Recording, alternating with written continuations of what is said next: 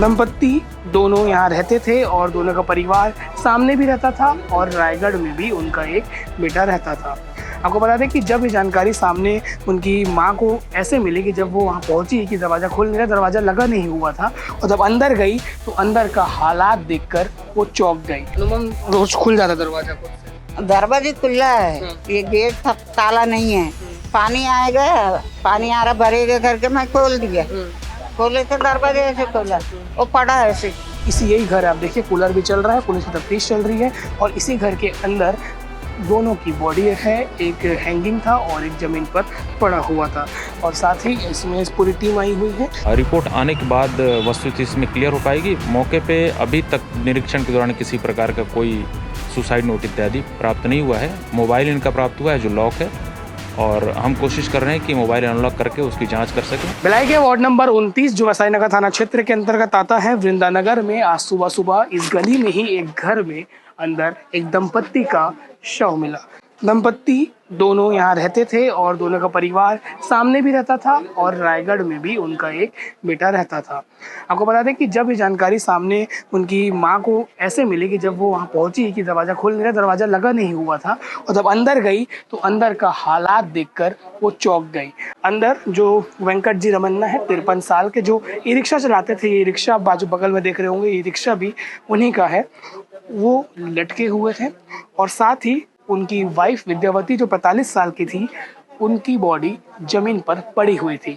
और ये तो समझ आ रहा है कि जो जी रमन्ना थे उन हैंगिंग यानी कि फांसी लगाकर उनकी जान गई है, पर विद्यावती की मौत कैसे हुई वो अब तक समझ नहीं है, या उनको जहर दिया गया या उसका गला घोटा गया। इसके लिए दूर की एफएसएल की टीम मौके पर पहुंची थी, जांच कर ली गई है। अब बॉडी को पोस्टमार्टम के लिए ले जाया जा रहा है। वेंकट रमन्ना ई रिक्शा चलाते थे, ये उनकी ई रिक्शा है, उनका कनेक्शन एक घर छोड़ के उनके घर में ही है। और मौके पे भिलाई नगर सीएसपी सत्यप्रकाश तिवारी भी पहुंचे हुए हैं, वसाई नगर के टीआई प्रशांत मिश्रा और उनकी टीम भी लगी हुई है। जांच लगातार जारी है और ये जानकारी पाने का प्रयास किया जा रहा है कि कैसे ये काम हुआ है। उनके लिए मंझले बेटे को जैसे जानकारी मिली वो आए और देखे तो सब हैरान रह गए। उनकी माता मौजूद है, उनको सबसे पहले पता चला। देखें उनसे बात करेंगे। आप सबसे पहले देखे थे, गए थे तो आप सबसे पहले गए थे? कितने बजे गए थे? 9 बजे। 9 बजे। अनुमान रोज खुल जाता दरवाजा खुद से? दरवाजा खुला है, ये गेट ताला नहीं है। पानी आएगा, पानी आ रहा भरेगा करके मैं खोल दिया, खोले तो दरवाजा ऐसे खोला, वो पड़ा है ऐसे। रमन्ना जी हाँ लटके हुए थे? हाँ हाँ। और उनकी वाइफ नीचे थी? हाँ बहू नीचे है।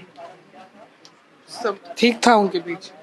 नहीं, कुछ झगड़ा वगड़ा वाला नहीं है, पीने वाला नहीं है, खाना वाला नहीं है, ऐसा हुआ मालूम नहीं है बाबू। कोई पैसा वैसा लेन देन मालूम नहीं किसके पास लिया किसके पास नहीं लिया, वो मेरा पता आप नहीं। लोग को अभी कुछ समझ नहीं आ रहा?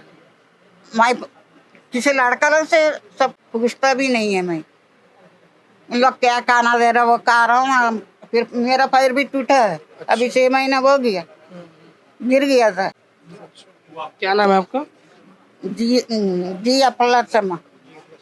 ये वेंकट रमन्ना की माता जी है, उन्होंने बताया कि जब सुबह जब पानी गिर रहा था तब वो पहुंची तो यही घर है, आप देखिए कूलर भी चल रहा है, पुलिस की तफ्तीश चल रही है और इसी घर के अंदर दोनों की बॉडी है, एक हैंगिंग था और एक ज़मीन पर पड़ा हुआ था और साथ ही इसमें पूरी टीम आई हुई है और लगातार प्रयास किया जा रहा है। मोहन नगर में भी एक ऐसी मामला आया था, डबल मर्डर, उसकी भी जांच लगातार चल रही है।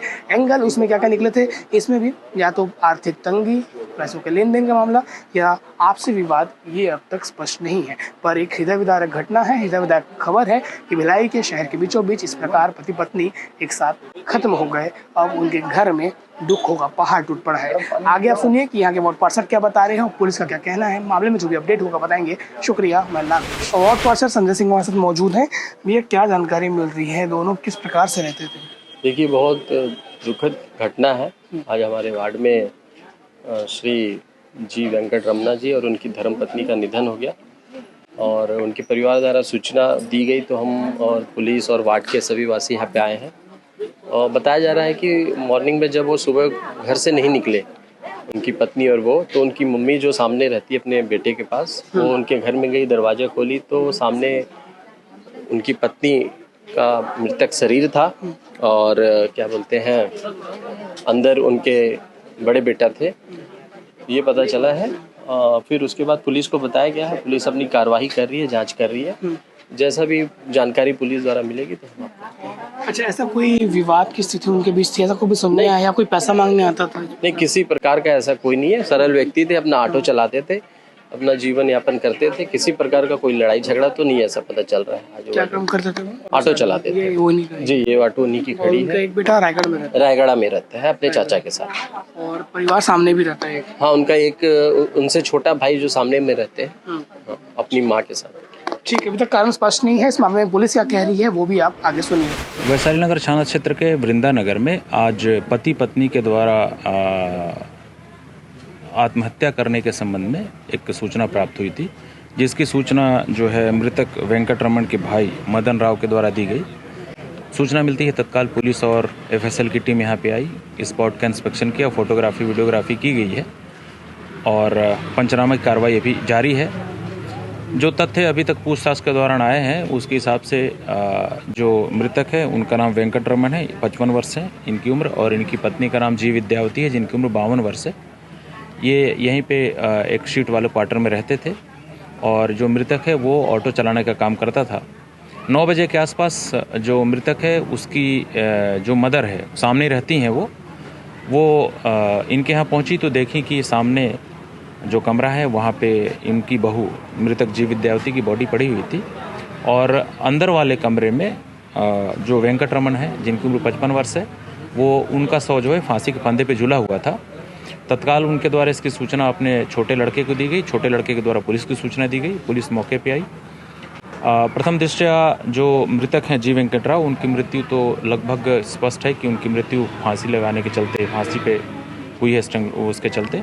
और जो उनकी पत्नी है जी विद्यावती, उनके अभी जो इंस्पेक्शन किया गया, पंचनामा किया गया है, उसके हिसाब से उनके जो गले में भी एक लिगेचर मार्क्स पाया गया है और लिगेचर मार्क्स वो किस रस्सी का है उसके संबंध में अभी विवेचना की जा रही है, उसकी जांच की जा रही है। दोनों बॉडी को अभी पंचनामा के पश्चात पोस्टमार्टम के लिए भेजा जाएगा। पोस्टमार्टम रिपोर्ट आने के बाद वस्तुस्थिति इसमें क्लियर हो पाएगी। मौके पे अभी तक निरीक्षण के दौरान किसी प्रकार का कोई सुसाइड नोट इत्यादि प्राप्त नहीं हुआ है। मोबाइल इनका प्राप्त हुआ है जो लॉक है और हम कोशिश कर रहे हैं कि मोबाइल अनलॉक करके उसकी जांच कर सकें।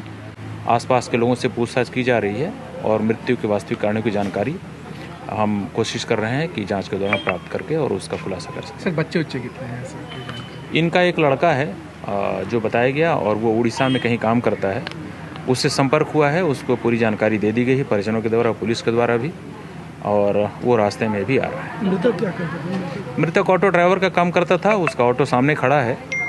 ऐसी जानकारी प्राप्त हुई है कि ऑटो ड्राइविंग का काम भी बहुत अच्छे से नहीं चल रहा था उसका, कभी कभार वो ऑटो चलाता था और उसकी माली हालत भी बहुत अच्छी नहीं थी जैसे उसके परिजनों के द्वारा बताया गया है। आर्थिक तंगी था कैसे, ऐसी कुछ? अभी कुछ नहीं बोला जा सकता उसमें, जो जांच के पश्चात ही इस बात का स्पष्ट ये बात हो पाएगा कि